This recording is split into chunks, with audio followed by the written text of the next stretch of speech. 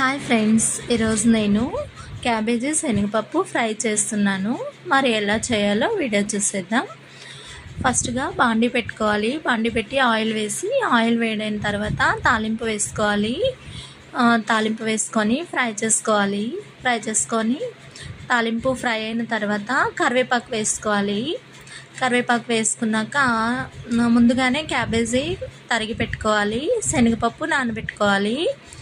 ఈ విధంగా మనం తరిగి పెట్టుకున్న క్యాబేజీ శనగపప్పు వేసుకొని తగినంత పసుపు ఉప్పు వేసుకోవాలండి. కారం ఇప్పుడే వేయకూడదు, లాస్ట్లో వేయాలి.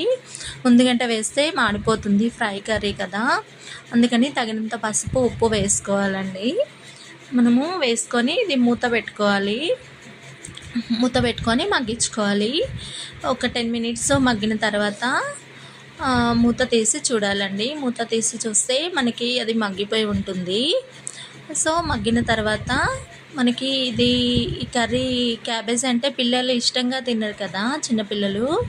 ఇలా ఫ్రై చేసామంటే చాలా ఇష్టంగా తినేస్తారు.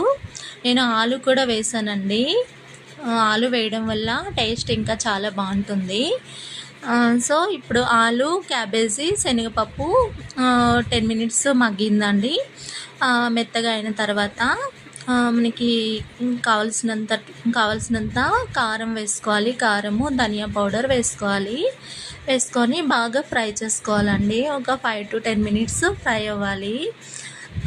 ఫ్రై అయితే ఇది బాగా కొంచెం ఫ్రై అయితేనే టేస్ట్ బాగుంటుంది అన్నమాట. ఈ విధంగా మనకి ఈ కారము దానికి తగినంత వేసుకోవాలి, చూసుకోవాలి.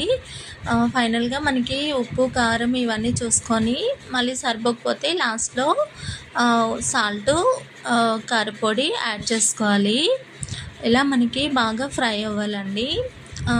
ఇది క్యాబేజీ, ఆలు కూడా వేయడం వల్ల టేస్ట్ అయితే చాలా బాగుంటుంది. తినని వాళ్ళు కూడా తినేస్తారు. అంతే ఫ్రెండ్స్, మనకి ఆలు, క్యాబేజీ, శనగపప్పు ఫ్రై రెడీ అయింది. మరి వీడియో నచ్చితే లైక్ చేయండి ఫ్రెండ్స్, సబ్స్క్రైబ్ చేయడం మర్చిపోవద్దు. మరి ఫైనల్గా కొత్తిమీరతో గార్నిష్ చేసుకుంటే చూడ్డానికి బాగుంటుంది. టేస్ట్ కూడా చాలా యమ్మీగా ఉంటుంది. Okay friends.